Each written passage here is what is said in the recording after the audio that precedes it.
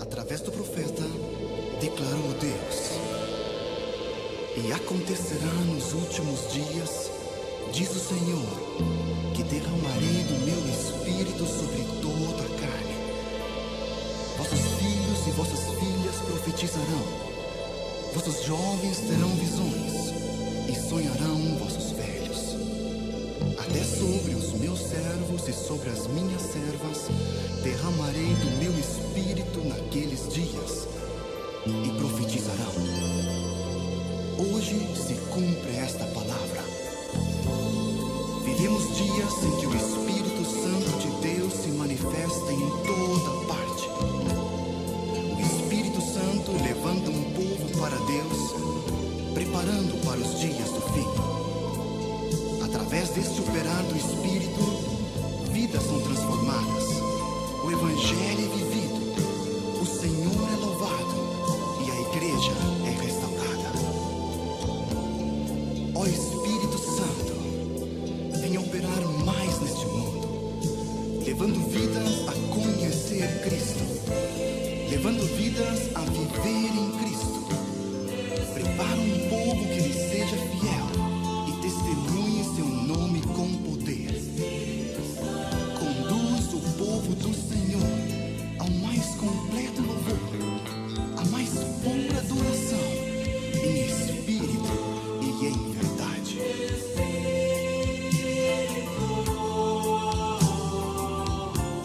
Espírito Santo de Deus,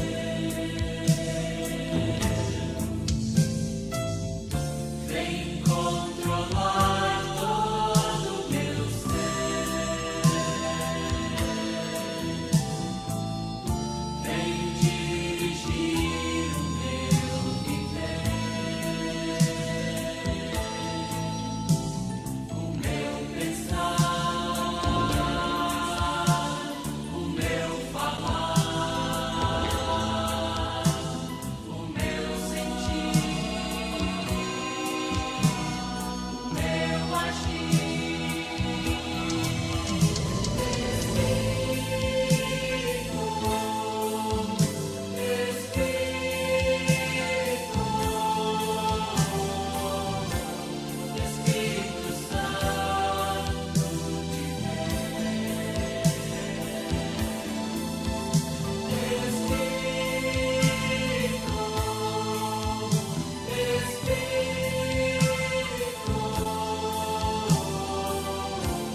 Espírito Santo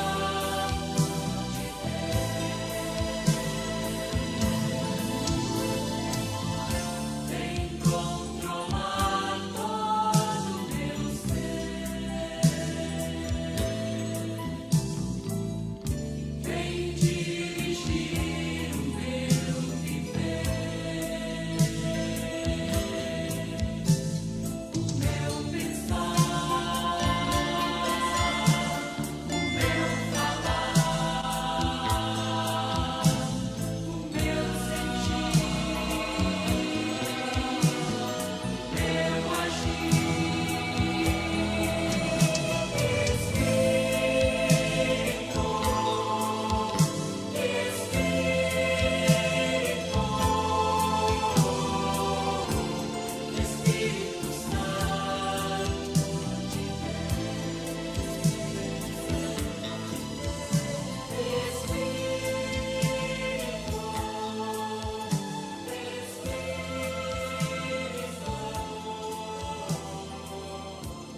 Espírito Santo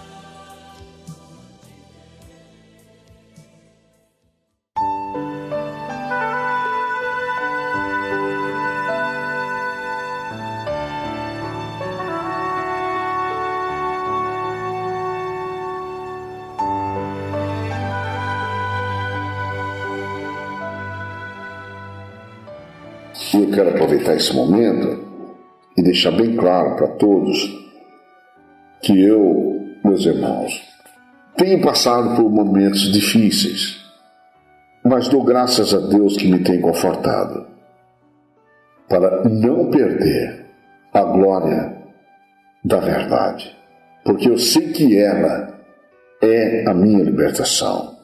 pois Jesus Cristo disse, em João 8,31, dizia, pois, Jesus aos judeus que haviam crido nele. Hoje eu falo a todos os homens que me ouvem e me escutam, que têm crido em Jesus. E repetindo as palavras do Senhor, se vós permanecerdes na minha palavra, na minha doutrina, no meu testemunho, no meu evangelho, no meu ensino, na minha instrução, no meu testamento, no meu conserto, na minha aliança com os homens, verdadeiramente sereis meus discípulos.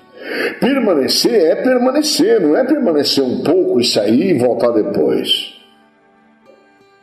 Permanecer é estar, ficar o tempo inteiro. E em momento algum se desviar. Permanecer é, sobre todas as coisas, nunca sair de onde está. É, sobretudo, meus irmãos,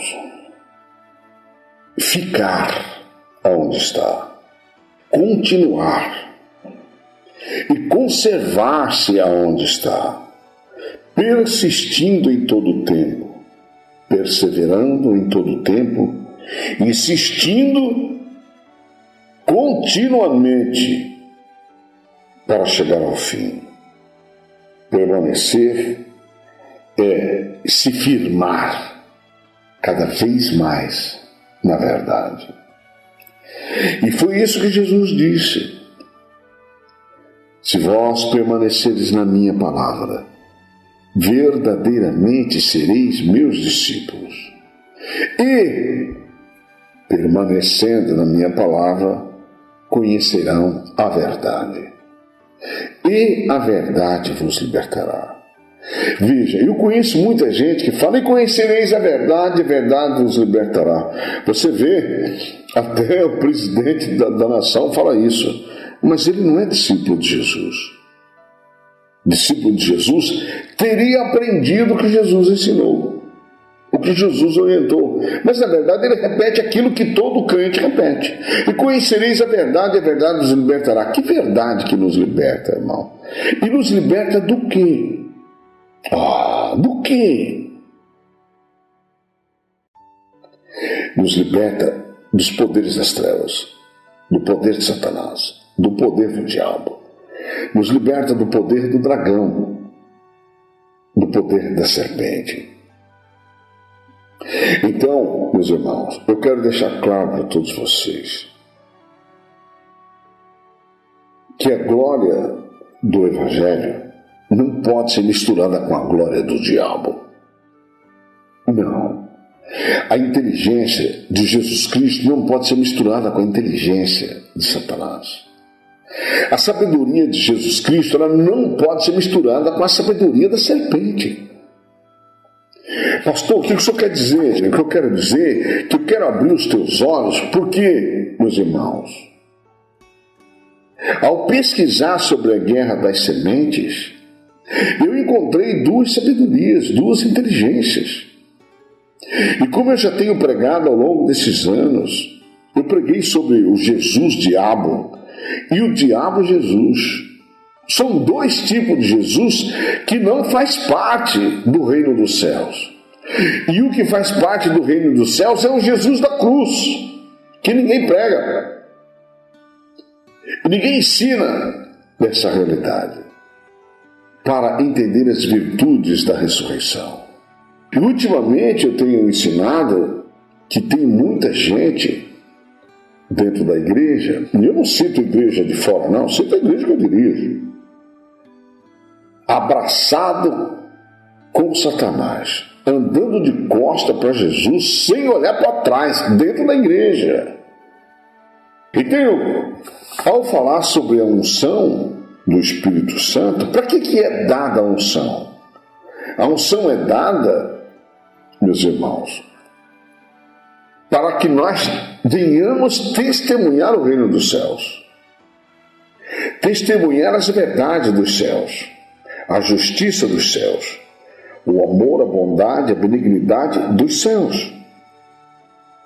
Testemunhar pela unção a piedade, longanimidade, a paciência, Cristo, do reino dos céus. A unção nos é dada, meus irmãos, para que nós venhamos viver a fraternidade e chegarmos à caridade pelo perdão. A unção do santo é a unção de Jesus. A unção do santo é a unção do Espírito Santo. Então, tem um objetivo. Eu quero despertar algumas pessoas. No livro de Atos, capítulo 1, veja bem, está escrito assim no verso 1: Fiz o primeiro tratado, ó Teófilo, acerca de tudo que Jesus começou, não só a fazer, mas a ensinar, até o dia em que foi recebido em cima, depois de ter dado mandamentos pelo Espírito Santo aos apóstolos que escolhera, aos quais também, depois de ter padecido, se apresentou vivo, com muitas e infalíveis provas, sendo visto por eles por espaço de 40 dias, e falando do que respeita ao reino de Deus. E estando com eles, determinou-lhes que não se ausentassem de Jerusalém, mas que esperassem a promessa do Pai, que, disse ele, de mim ouvistes. Olha que coisa tremenda.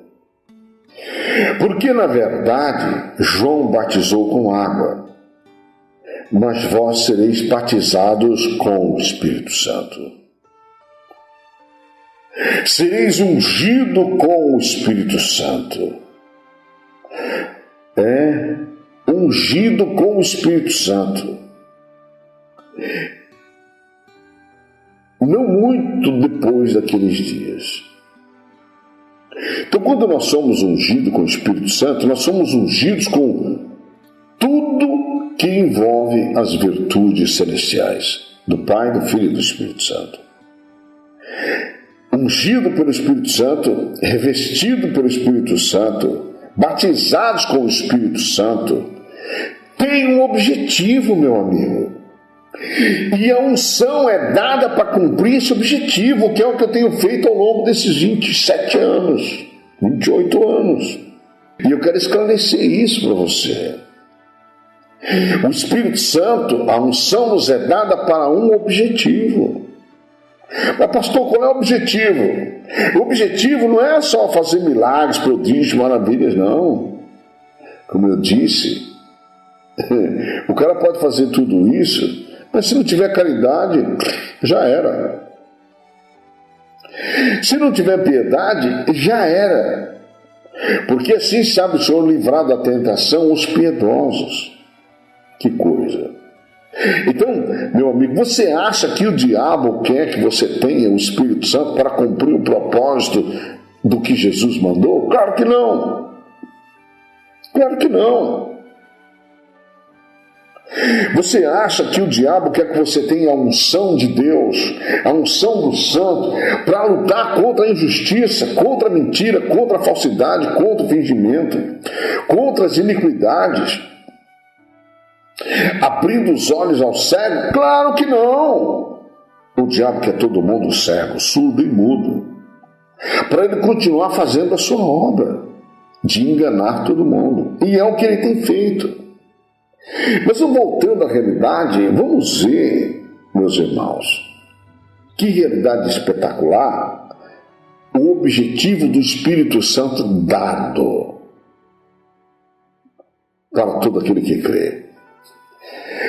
No verso 6 de Atos, capítulo 1, aqueles, pois, que se haviam reunido perguntaram-lhe, dizendo: Senhor, restaurarás tu neste tempo o reino de Israel? Olha que coisa tremenda. Olha com o que eles estavam preocupados. Jesus disse no verso 7, disse-lhes: não vos pertence saber os tempos ou as estações que o Pai estabeleceu pelo seu próprio poder. Então você não tem que se preocupar com Israel. Você não tem que se preocupar com Israel. Você não tem que se preocupar com Israel. Isso é problema de Deus.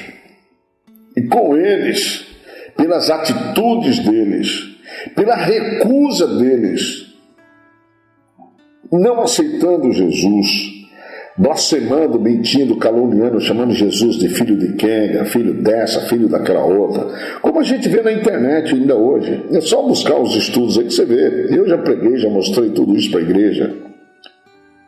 Do mesmo jeito que fizeram com Jesus em João 8, nós não somos nascidos de prostituição, eles estavam dizendo: nós não somos filhos de uma prostituta, rapaz. Disseram isso para o próprio Jesus. O que você acha que eles não falam para a humanidade? Então você vai se preocupar com uma coisa que não tem nada a ver. Jesus então chamou a atenção daqueles discípulos. Não vos pertence saber os tempos ou as estações que o Pai estabeleceu pelo seu próprio poder. Olha o que ele diz no verso 8: mas recebereis a virtude do Espírito Santo. Então, unção é virtude que nós recebemos para fazer o bem. Unção é virtude. E o que é virtude? Fazer o bem, meu amigo. E o Espírito Santo que há de vir sobre todos vós. Qual é o objetivo? Olha lá.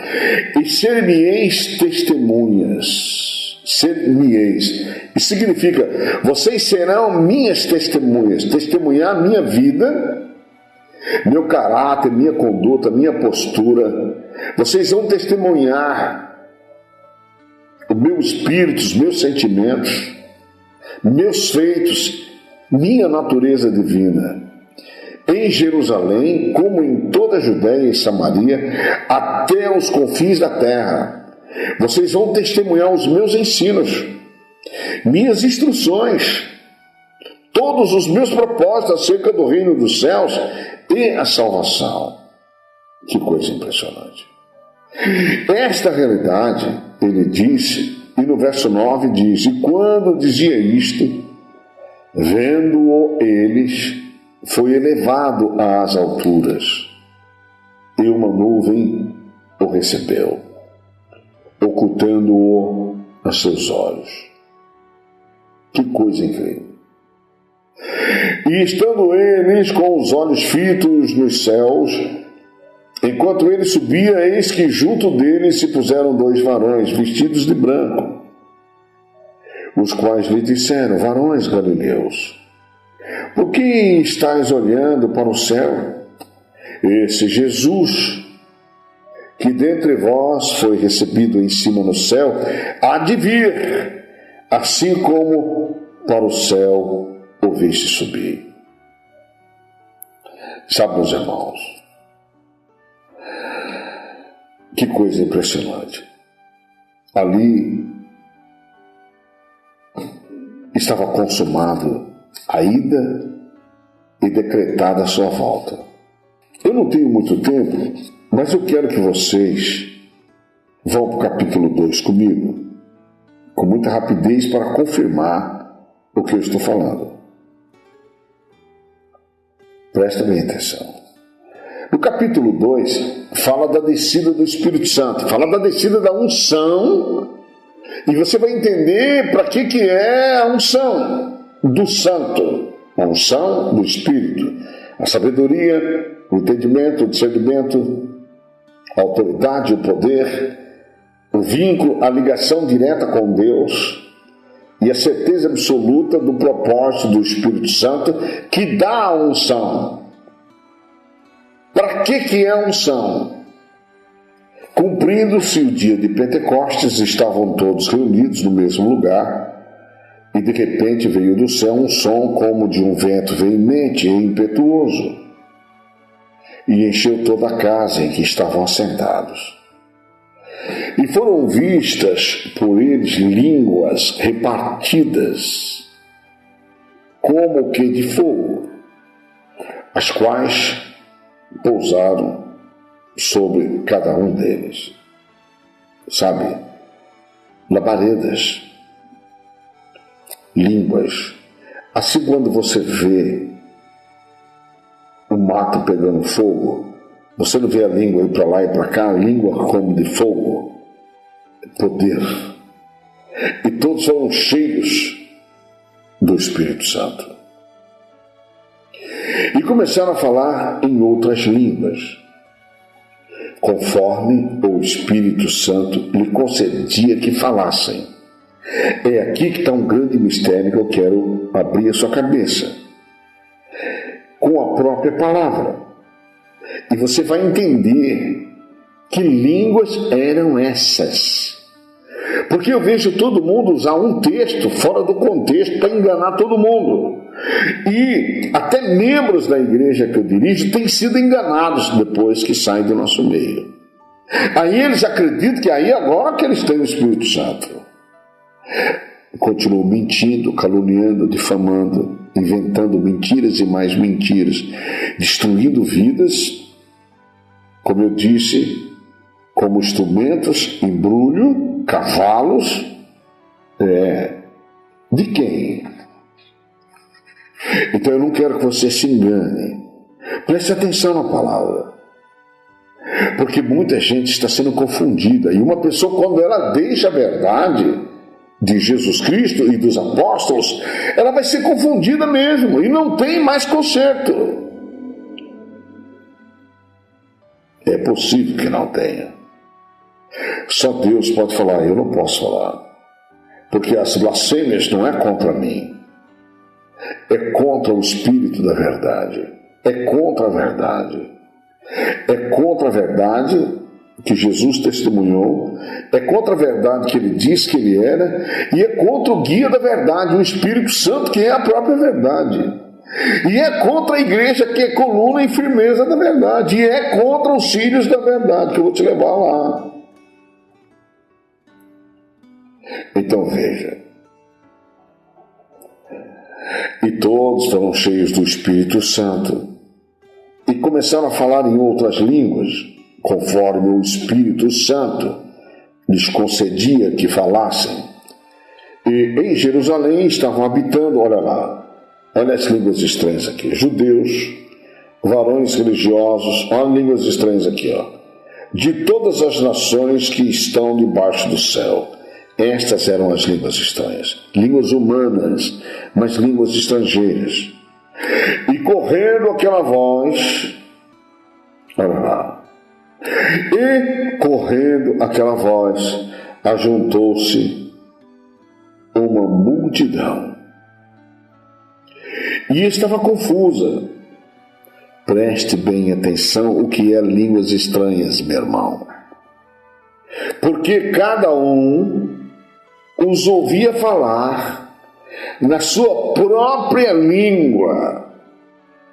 Na sua própria língua. Então essa língua estranha era estranha para eles, mas era conhecida daqueles homens.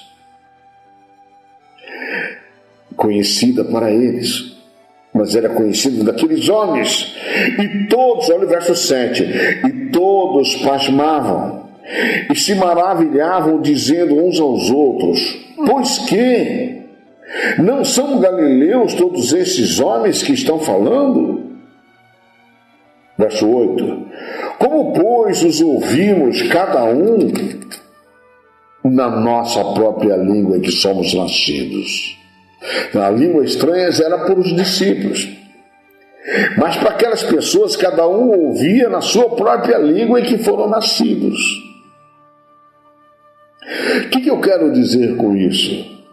Que quando uma pessoa está confundida, confusa, ela aceita cada situação terrível e vai ser confundida lá na frente diante de Jesus Cristo. Então, é isso que eu não quero que você seja confundido. Então, a unção é para nos dar sabedoria e nos ensinar todas as coisas. Olha o verso 9. Todos o ouviam falar nas próprias línguas em que eram nascidos. Partos, medos, elamitas, os que habitam na Mesopotâmia, Judéia, Capadócia, e Ponto, e Ásia, e Frígia, e Panfilha, Egito, e partes da Líbia, junto a Cirene, e forasteiros romanos, tanto judeus como prosélitos, e cretenses, e árabes, todos os temos ouvido em nossas próprias línguas falar da grandeza de Deus. Dá para esclarecer você? Por que eu estou pregando isso? Porque a minha língua, a minha revelação, a minha pregação, sonhos e visões que eu vou lhe esclarecer, vai falar uma língua que você não ouve. Então, Deus tem os seus métodos, mas métodos compreensíveis. Deus não pode falar de mistério e você não saber o que é. Se você não sabe o que é, está sendo enganado. Está sendo enganado. E veja, olha o verso 12. E todos se maravilhavam, estavam suspensos, dizendo uns aos outros: como pode ser isso? Agora veja. E outros zombando diziam: estão cheios de moços, estão bêbados. Escárnio, porque não entendiam, não compreendiam, mas sabiam que ali estava a pregação. E por que estavam zombando? Que estavam possuídos por demônios, possuídos por Satanás, possuídos pela serpente, para levar descrédito à realidade divina. E sempre haverá essa batalha na terra. Sempre haverá. Pastor, por que o senhor está falando isso? Eu estou falando isso porque você não pode se confundir com as minhas palavras. Eu falo nitidamente, clara e precisamente, dando a todos a oportunidade de ouvir corretamente o que eu falo. E o que eu vou abordar com vocês é uma realidade, meus irmãos. Os filhos da verdade não podem ser confundidos. A igreja, que é coluna e firmeza da verdade, ela tem que preservar a verdade revelada por Jesus Cristo e pelos apóstolos. E ela tem que dar sustentação e preservação desta realidade, que é o fundamento da nossa fé. Então eu vejo no livro de Efésios, como eu preguei durante todos esses anos, e continuo pregando e deixando claro para todos, que eu não pretendo, de maneira nenhuma, ultrajar ninguém. Mas chegamos num momento muito interessante, meus amigos, que a realidade pregada não é somente para crer na mensagem apostólica, mas guardá-la, defendê-la contra todas as distorções, contra todas as alterações daqueles que andam desordenadamente. A revelação dos apóstolos, conforme temos no Novo Testamento, nunca poderá ser substituída ou anulada por revelações humanas, testemunhos humanos, profecias posteriores às que já estão estabelecidas. Veja que Jesus falou muito dos falsos líderes, falsos profetas. Os apóstolos declararam a realidade para as nossas vidas. E eu tenho falado muito e repetido muito o papel da igreja, que é coluna e firmeza da verdade. E nós temos uma batalha dentro da igreja, dentro do reino de Deus. A guerra das sementes, ela não se acabou quando Satanás, o grande dragão, foi atirado na terra, não. Ela começou para nós humanos ali, muito mais forte, durante todo o tempo da nossa existência, durante todo o tempo da nossa fé. Então, eu tenho uma senhora que me acompanha. No início, quando os sonhos e visões chegou para mim, eu confesso para você que eu tomei um choque tremendo. Como é que pode uma velhinha cuidando de mim? Eu abraçado com a velhinha, cuidando da velhinha, a velhinha me protegendo e eu protegendo a velhinha. E aquela velhinha que já estava quase morta, e eu estou cuidando da velhinha, e depois a velhinha que fica cuidando de mim. Aquilo era muito interessante. Então, eu ficava esmiuçando o que significava aquele sonho. Então, eu tenho vários e vários sonhos cuidando desta velhinha e a velhinha cuidando de mim. E dizendo o que eu tenho que fazer, como eu tenho que fazer, como eu não tenho que fazer, orientando os tempos, as estações. E a velhinha vai falando. E sabe, meu amigo, para a honra e glória do nosso Senhor Jesus Cristo, de todos esses sonhos que estão todos guardados, eu não sei se um dia serão revelados. Mas eu vi uma coisa muito interessante, que eles batem de uma maneira extraordinária. Mas para isso eu tenho que iluminar vocês. Eu tenho que dar a vocês a oportunidade de conhecer a velhinha. Quem é a velhinha, pastor? Vamos a 2 João. Olha a velhinha aqui. O ancião era João. O ancião era João, o apóstolo. Ancião, quase 100 anos, que muitos dizem que ele estava gagá quando escreveu o Apocalipse, quando escreveu as cartas. O Satanás é o Satanás, né? O grande dragão é o grande dragão. A serpente é realmente a serpente. Chamar o apóstolo João de gagá é negar a profecia. É uma coisa impressionante, meus irmãos. Antes de falar da velhinha, eu quero te levar a um texto muito interessante. E essa realidade me chama atenção, porque a profecia vai se cumprindo acerca dos escarnecedores dos últimos tempos. Haverá escarnecedores, zombadores, homens que falarão coisas para atrair os discípulos após si, lobos cruéis que não perdoarão o rebanho. E mentem. Então, chamar João o apóstolo de velho gagá e bêbado é negar o Espírito de Jesus Cristo que estava nele e negar a profecia. Negar a profecia do próprio Cristo que estava no profeta Isaías, capítulo 40. Vamos confirmar lá. Diz o seguinte, meus irmãos, olha que coisa tremenda. Isaías 40, verso 28. Acerca dos velhos, que muita gente chama de gagá. Olha lá. Não sabes, não ouvistes que o eterno Deus, o Senhor, o Criador dos confins da terra, nem se cansa, nem se fatiga? Não há esquadrinhação do seu entendimento. Dá vigor ao cansado e multiplica as forças ao que não tem nenhum vigor.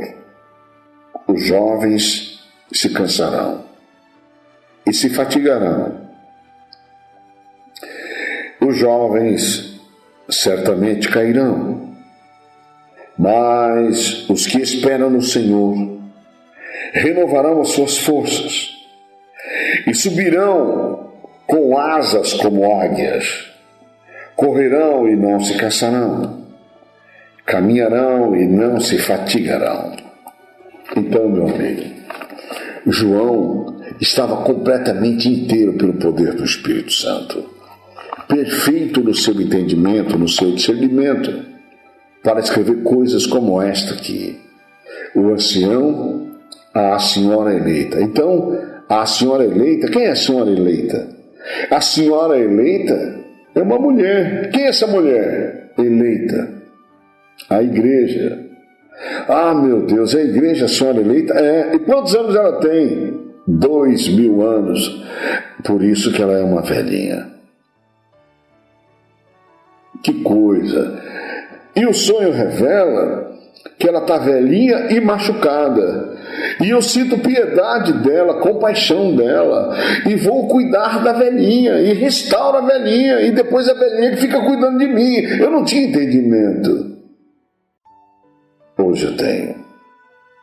Então, o ancião, a velhinha, a senhora, a igreja, coluna e firmeza da verdade, e a seus filhos, os quais amo na verdade.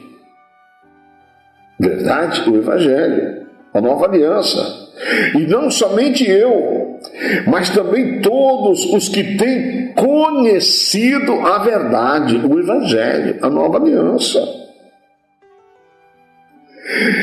Por amor da verdade, o Evangelho, o testemunho de Jesus, a nova aliança, que está em nós. Está em nós. Está mesmo? Em mim eu tenho certeza que está. E em você? Esta verdade. Não adianta misturar. Se você misturar café com leite, não é nem leite e nem café. E nunca mais você vai se livrar. Porque não dá para separar o café do leite depois que está misturado. Naturalmente, vai ficar confuso e confundido. É aí que está o mistério, meu amigo, em permanecer na minha palavra, permanecer na minha verdade, para conhecer a minha verdade e ser liberto pela minha verdade. Então veja que coisa tremenda. Vou repetir. O ancião, a velhinha, a senhora, velhinha, a igreja, velhinha, coluna e firmeza da verdade, tem 2000 anos, eleita,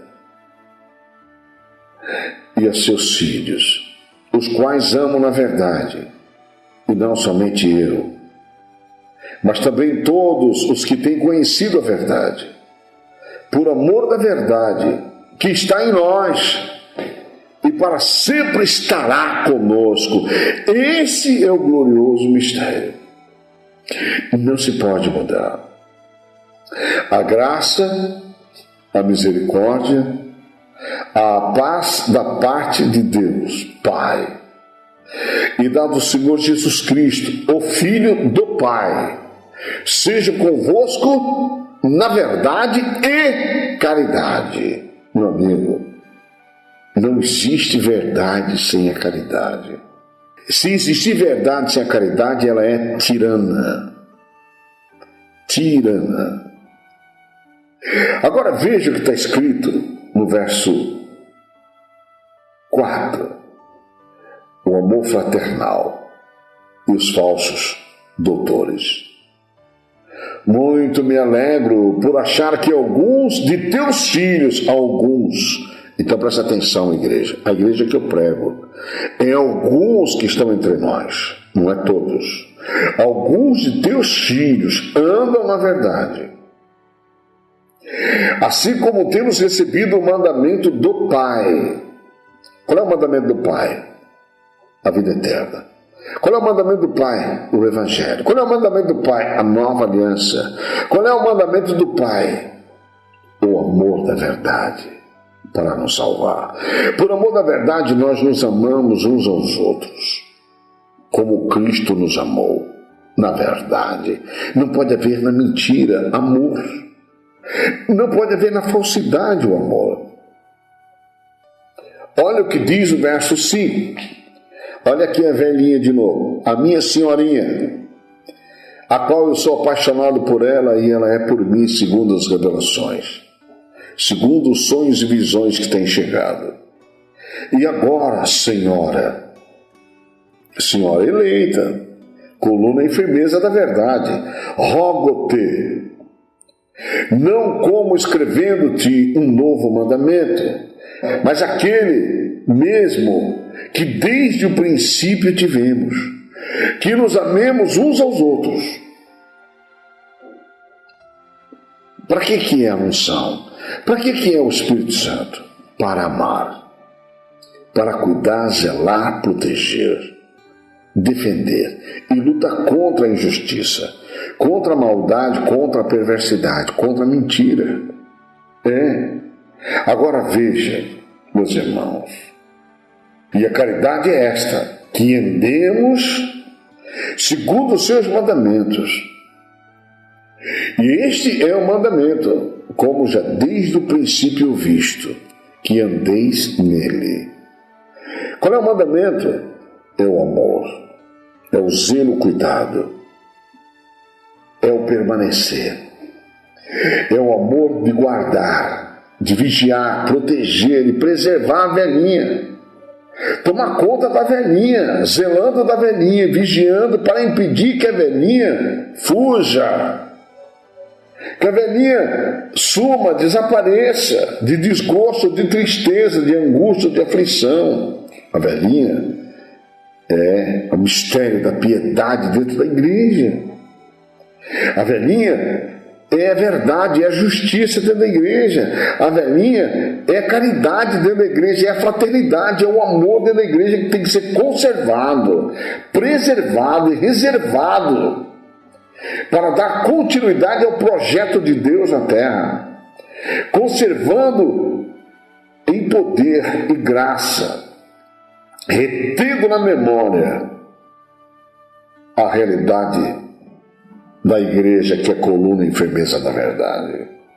Então nós temos que guardar em nós, cumprindo essa realidade, quando nós permanecemos e nos conservamos, permitindo perseverar, insistir e persistir com a velhinha, com a senhora eleita, amando a verdade e nunca desistindo dela, porque a verdade é eterna, ela é velha e nunca morrerá, nunca será aniquilada, ela durará para sempre, continuará para sempre, conservada, firme, constante e eternamente.